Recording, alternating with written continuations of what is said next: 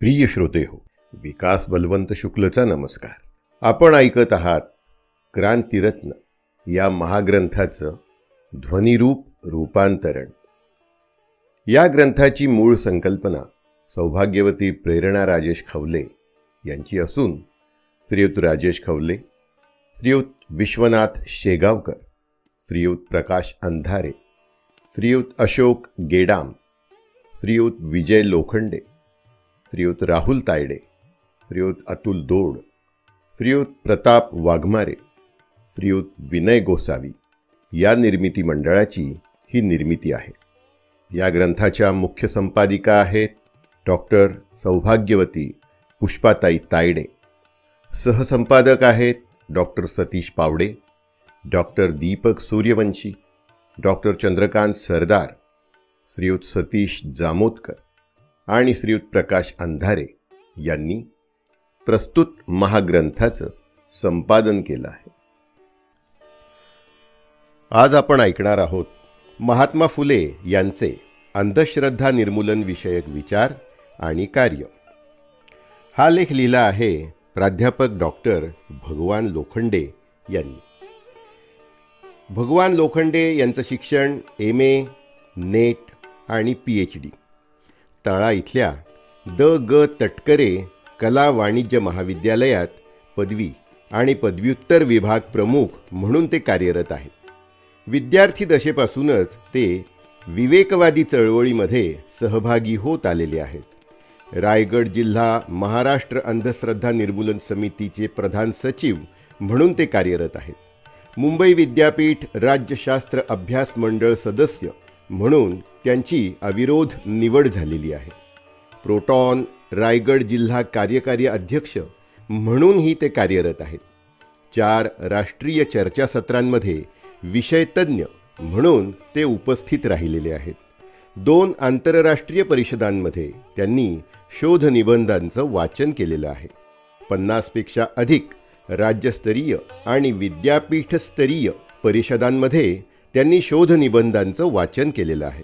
मुंबई विद्यापीठाकडून तळा तालुक्यातील कातकरी जमातीचा पंचायत राज व्यवस्थेत राजकीय सहभाग, यशवंतराव चव्हाण युवा प्राध्यापक जिल्हास्तरीय पुरस्कार हा त्यांना 2010 मध्ये मिळाला आहे. उत्कृष्ट कार्यकर्ता महाराष्ट्र अंधश्रद्धा निर्मूलन समिती रायगडचा पुरस्कार त्यांना 2014 मध्ये मिळाला आहे. ग तटकरे महाविद्यालय तळा आदर्श शिक्षक पुरस्कार 2013 ला मिळाला आहे. मानवी हक्क आणि भारत या संदर्भ ग्रंथाचं सन 2018 मध्ये प्रकाशन झालेलं आहे. महात्मा ज्योतिराव फुले यांचा सामाजिक आणि शैक्षणिक वारसा हा त्यांचा संदर्भ ग्रंथ प्रकाशनाच्या वाटेवर आहे. महात्मा गांधी तंटामुक्त ग्राम समिती तळा, ग्राम स्वच्छता अभियान, पर्यावरण संतुलित समृद्ध ग्राम अशा विविध उपक्रमात ते सहभागी राहिलेले आहेत. माहिती रंजन या दिवाळी अंकाचे उपसंपादक म्हणून त्यांनी कार्य केलेलं आहे. तर ऐकूया प्राध्यापक डॉक्टर भगवान लोखंडे यांचा महात्मा फुले यांचे अंधश्रद्धा निर्मूलन विषयक विचार आणि कार्य हा लेख. विवेकवादी विचारांचा वारसा आणि परंपरा यातील सत्याचा इतिहास जरी भारतवर्षाचा असला तरी मध्ययुगीन काळात दीर्घकाळ अज्ञान आणि सर्व क्षेत्रातील अंधाराचं साम्राज्य या भारतवर्षाने अनुभवलं. अनेक स्वकीय आणि परकीय राज्यकर्ते आले आणि गेले, मात्र ते भारतीय समाज जीवनाच्या बाबतीत प्रवेश करू शकले नाहीत. 19व्या शतकाच्या प्रारंभापर्यंत भारतीय समाजात अंधश्रद्धा निर्मूलन कार्य जवळजवळ नव्हतंच. या शेवाळलेपणाला इंग्रज राजवटीत निर्णायक धक्का दिला गेला. इंग्रजी ज्ञानविज्ञानाच्या संपर्कात आलेल्या ज्या भारतीयांनी भारतीय समाजाच्या गुलामीचं आणि मागासलेपणाचं प्रामाणिक चिंतन केलं, त्यांना भारतीय समाजाच्या अधोगतीचं प्रमुख कारण हे अनिष्ट रूढी, प्रथा आणि परंपरा अर्थातच अंधश्रद्धांमध्येच दिसलं. तरीही देशाच्या राजकीय स्वातंत्र्याच्या अट्टाहासापोटी ही जाणती मंडळी त्याकडे कानाडोळा करावयास तयार होती. आपल्या परंपरांना आपणच नावं ठेवली तर ती भारतीय राष्ट्रवादाच्या उभारणीतील मोठी धोंड ठरेल ही भ्रामक भीती त्यांच्या डोक्यात घर करून होती. अशा परिस्थितीत प्रचलित व्यवस्थेला थेट प्रश्न विचारण्याचं आणि समग्र समाज परिवर्तन करून भारतीय समाजाला गतिमान करण्याचं पहिलं धाडस महात्मा ज्योतिराव फुले यांनी केलं. अल्बेर कामू आपल्या द रिबेल या ग्रंथात असं म्हणतो की महान व्यक्ती महान उद्दिष्टांसाठी आपलं जीवन समर्पित करत असतात. महात्मा ज्योतिराव फुले यांनीही अशाच एका महान उद्दिष्टासाठी आपलं जीवन समर्पित केलं. स्वातंत्र्य, समता, बंधुत्व यावर आधारित भारतीय समाजाची उभारणी करणं हे त्यांच्या परिवर्तनातील महान उद्दिष्ट होतं. ज्योतिराव फुलेंनी ज्या समाजाची स्वप्न पाहिली त्या स्वप्नांना पहिला अडथळा अर्थातच भारतीय माणसाच्या हाडीमाशी रुजलेल्या अंधश्रद्धांचा होता. म्हणून ज्योतिराव फुले यांनी नवसमाज निर्मितीसाठी आंदोलनाच्या ज्या आघाड्या उभारल्या त्यातील एक प्रमुख आघाडी म्हणजे प्रचलित विषमता अधिष्ठित समाजरचनेला आधार देणाऱ्या अंधश्रद्धांचं निर्मूलन करणारी एक तीव्र मोहीम त्यांनी जीवनभर नेटाने राबवली. महात्मा ज्योतिराव फुलेंनी 1855 साली लिहिलेल्या तृतीय रत्न या नाटकातून, 1869 साली लिहिलेल्या ब्राह्मणांचं कसब या छोट्या पुस्तिकेतून, 1873 साली प्रकाशित झालेल्या गुलामगिरी या ग्रंथातून, 1883 शेतकऱ्यांचा आसूडमधून, 1885च्या सत्सार या पुस्तकातून, 1889 लिहिलेल्या सार्वजनिक सत्यधर्म या शेवटच्या लिखाणातून आपली अंधश्रद्धाविषयक भूमिका अतिशय चिकित्सक आणि कठोर पद्धतीने मांडली आहे. तृतीय रत्न या नाटकापासून ते सार्वजनिक सत्यधर्म पुस्तकाच्या लिखाणापर्यंत महात्मा ज्योतिराव फुले यांची अंधश्रद्धा निर्मूलन विषयक धारणाही अधिकाधिक प्रगल्भ होत गेलेली आपल्याला दिसते. या महात्मा ज्योतिराव फुले यांच्या अंधश्रद्धा निर्मूलन विषयक विचार आणि कार्याचा परिचय त्यांचे अनुयायी म्हणवून घेणाऱ्यांनी सुद्धा आवश्यक तेवढ्या चिकित्सक पद्धतीने करून घेतलेला नाही. परिणामी ब्राह्मण विरोधी महात्मा फुले अशी त्यांची प्रतिमा त्यांचे अनुयायी आणि विरोधक या दोघांनीही करून ठेवली. अशी प्रतिमा महात्मा ज्योतिराव फुले यांच्या समग्र समाज परिवर्तनाच्या मार्गातील एक महत्त्वाचा अवरोध आहे. हा अवरोध दूर व्हावा असं वाटत असेल तर महात्मा ज्योतिराव फुले यांचं कालसापेक्ष अवलोकन करणं गरजेचं आहे. त्याचाच एक भाग म्हणून महात्मा फुले यांच्या अंधश्रद्धा निर्मूलन विषयक विचारांचं आणि कार्याचं अवलोकन आणि मूल्यमापन करणं अत्यंत निकडीचं आहे. महात्मा ज्योतिराव फुलेंनी जीवनभर भारतीय समाजाला डोळस बनवण्यासाठी विवेकी समाजाचं जे ध्येय अखंडपणे बाळगलं त्यातून त्यांचा अंधश्रद्धा निर्मूलन विषयक दृष्टिकोन स्पष्टपणे दिसतो. त्याची ठळक अशी 2 वैशिष्ट्य अधोरेखित करता येतील. मनोविकृती पलीकडे जाणारा दृष्टिकोन. साधारणतः अंधश्रद्धा या मनोविकृतीचा परिपाक असतात असं मानलं जातं.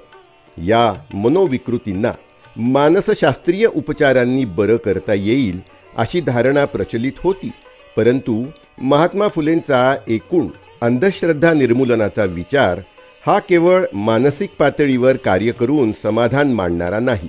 अंधश्रद्धांचे बळी ठरणाऱ्या व्यक्तींना पाश्चात्य देशांमध्ये संमोहन आणि मानसोपचारांनी समस्यामुक्त करता येत असेलही, परंतु भारतात मात्र हा मार्ग कुचकामी आहे हे महात्मा ज्योतिराव फुले आपल्या निदर्शनास आणून देतात. भारतात अंधश्रद्धांचा विचार मनोविकृतीच्या पलीकडे जाऊन करावा लागेल हे प्रतिपादन करताना ज्योतिराव प्रामुख्याने 2 कारणं सांगतात. पैकी एक म्हणजे भारतात व्यक्ती नव्हे तर पूर्ण समाजच अंधश्रद्धांनी युक्त आहे. एखाद्या व्यक्तीला अंधश्रद्धांमधून संमोहन किंवा तत्सम मानसशास्त्रीय उपचारांनी बाहेर काढलं जाऊ शकेल, परंतु संबंध समाजापर्यंत या संमोहन आणि मानसशास्त्रीय उपचारांचा लाभ पोहोचू शकणार नाही. ही स्पष्ट जाणीव आधुनिक भारतात प्रथम ज्योतिरावांनाच झालेली दिसते. दुसरं म्हणजे भारतीय अंधश्रद्धांना व्यवस्थेचं पाठबळ आहे, नव्हे त्या व्यवस्थेनेच पद्धतशीरपणे जन्माला घातलेल्या आहेत. व्यवस्था या अंधश्रद्धांचं केवळ संरक्षणच करते असं नव्हे, तर त्यांना पावित्र्यही बहाल करते.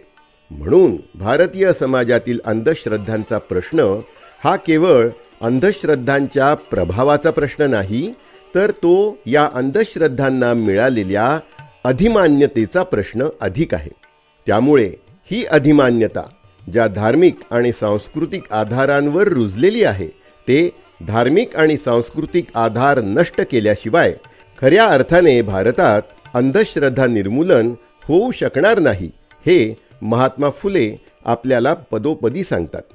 त्यांनी या अंधश्रद्धांना प्राप्त झालेल्या अधिमान्यतेच्या घटकांना म्हणूनच अगदी टवाळखोरीच्या स्तरापर्यंत टीकेचा विषय बनवलं होतं. त्यामागे जनसामान्यातील भीतीप्रद झालेले पूजाविधी आणि कर्मकांड हे आधुनिक काळात ज्ञानप्राप्तीनंतरही कायम असण्यामागे या देशातील ब्राह्मण भिक्षुकशाहीचेही हितसंबंधच आहेत.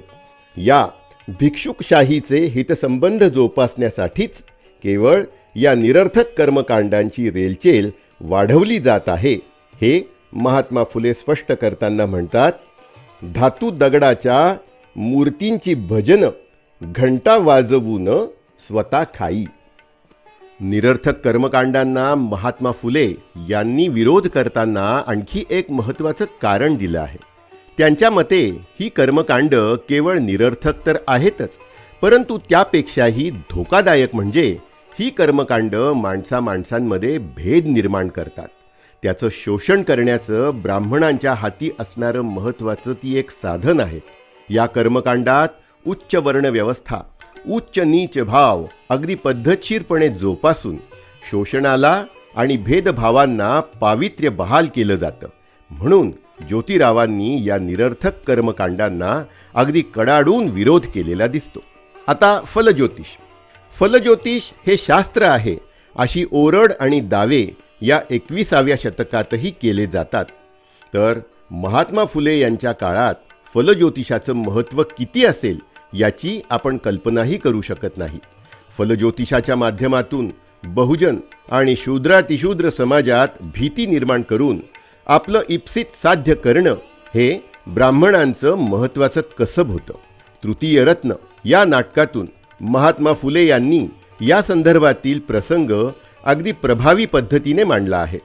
तृतीय रत्न या नाटकाच्या कथानकातून फलज्योतिषाच्या सहाय्याने ब्राह्मण सामाजिक विषमता कशी कार्यान्वित करतात आणि शोषण कसं खुबीने करतात हे मांडलं आहे. आकाशातील ग्रह हे भूमंडळावरील स्त्री पुरुषांना पीडा देतात, हे स्वतःला ग्रहशास्त्री म्हणवणाऱ्या विद्वानांचं मत होतं. ज्योतिराव म्हणतात, ज्या शनीवर प्रदेश इतका विस्तीर्ण आहे आणि तो आपले निसर्गदत्त उद्योग बाजूला ठेवून पृथ्वीवरच्या एखाद्या शूद्र मानवाला पीडा देण्यासाठी येतो असं समजणं हे केवळ हास्यास्पद आहे.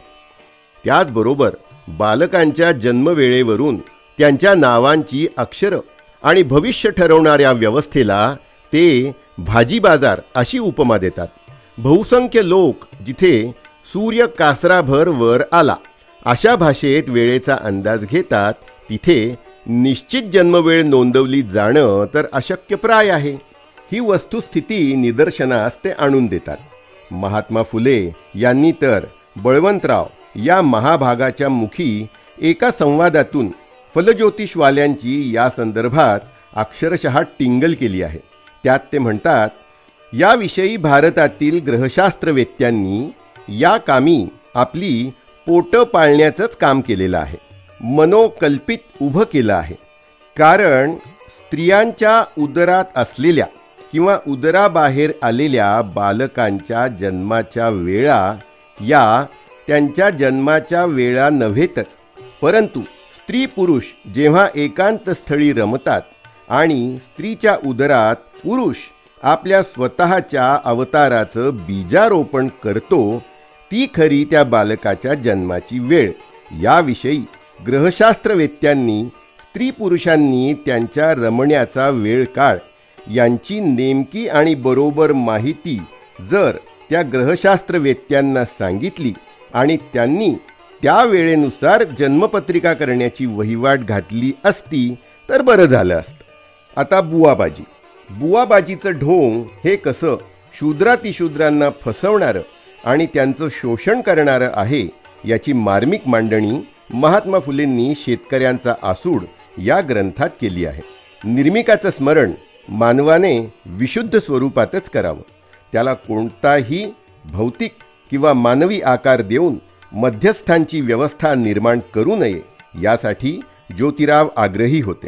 बहुजन समाज या बुवाबाजीला कसा बळी पडतो याची कारण मीमांसा करताना ज्योतिराव म्हणतात, आर्य ब्राह्मणांनी आपला मतलब साधण्याकरता समूह ज्ञानही करून ठेवल्यामुळे त्यांच्यात सारासार विचार करण्याची ताकद नसल्यामुळे ते भूताखेतांवर भरोसा ठेवून मन मानेल त्या वीराची वारी अंगात घुमवून पोरांसह आपल्या अंगावर साधनं टाकून आपलं द्रव्य खराब करतात. त्यांचा औषध उपचारांवर भरोसा नसल्यामुळे ते देवऋषींच्या नादी लागून आपल्या जीवास मुकतात. समाजात बुवा बाबा यांची पैदास कशी होते याची मांडणी ही शेतकऱ्यांचा आसूड यामध्ये ज्योतिराव करतात. ब्राह्मण जातीत नालायक लोकांची सोय करण्यासाठी हा बुवाबाबांचा उद्योग कारणी लावला जातो. बुवाबाजीचं स्तोम पद्धतशीरपणे पसरवलं जातं हे ज्योतिराव अगदी ठामपणे मांडतात. शेतकऱ्यांचा आसूडमधला एक उतारा याची साक्ष देतो. कित्येक अक्षरशत्रू भट ब्राह्मणास पंचांगांवर पोट भरण्याची अक्कल नसल्यामुळे ते आपल्यापैकी एखाद्या बेवकूफ ढोण्यास ढवळ्या बुवा बनवून त्याच्या पायात खडावा घालून त्यावर एखाद्या शूद्राकडून भली मोठी छत्री धरून बाकी सर्व त्याच्या मागे झांज आणि ढोलकी वाजवत जय राम राम जय राम राम असा नावाचा घोष करत अज्ञानी शेतकऱ्यांकडे आळीपाळीने भीक मागत फिरतात. इथे एक गोष्ट अधोरेखित करणं गरजेचं आहे की भोंदू बाबा ब्राह्मण असो किंवा ब्राह्मणेतर या दोघांनाही महात्मा फुले हे सारखंच धारेवर धरतात. भारतीय समाजाची व्याख्या करताना असं म्हटलं जातं की भारतीय माणूस चमत्कार दाखवल्याशिवाय नमस्कार करत नाही. चमत्कारांचं एक अगम्य आकर्षण भारतीय समाज मनात या देशातल्या ब्राह्मणी व्यवस्थेने लावलेलं आहे, ज्यावरून ब्राह्मणेतर समाजातील नेतेसुद्धा चमत्कारांचा आधार आपलं आसन स्थिर करण्यासाठी घेताना दिसतात. महात्मा फुले यांनी मात्र कोणत्याही प्रकारच्या चमत्काराची शक्यता सर्वार्थाने फेटाळून लावली आहे. मंत्र तंत्र चमत्कार यांचा दावा करणारे ब्राह्मण असोत की ब्राह्मणेतर हे सर्व ज्योतिरावांच्या टीकेसाठी कायम पात्रच राहिलेले दिसतात. चमत्कारामधून जर आपल्या इच्छा आकांक्षा साध्य करता आल्या असत्या तर मानव प्राण्यावर अपेक्षाभंगाच्या दुःखांचे डोंगर कोसळलेच नसते. हे ज्योतिरावांनी आपल्या अखंडांमधून अगदी प्रभावीपणे मांडलेलं आहे. जप अनुष्ठाने पाऊस पाडती, जप अनुष्ठाने पाऊस पाडती, मग आर्य का मरती जळावीण. पाऊस पाडण्यासाठी आजही यज्ञ घालणाऱ्या आणि नारायण विधी करणाऱ्यांना ज्योतिरावांची ही चपराकच आहे. भटब्राह्मणात बहुस्त्रिया वांझ, भटब्राह्मणात बहुस्त्रिया वांझ, अनुष्ठानी बीज नाही का रे. अनुष्ठानाविना विधवा मुलं देती, मारुनी टाकती सांदी कोणी. असं का असा प्रश्न उपस्थित करून ब्राह्मणांची दुटप्पी भूमिका आणि ढोंग ते चव्हाट्यावर आणतात. पोटभरू भिक्षुक आणि तांत्रिक मांत्रिक यांचे वाभाडे ज्योतिरावांनी अनेक ठिकाणी काढले आहेत.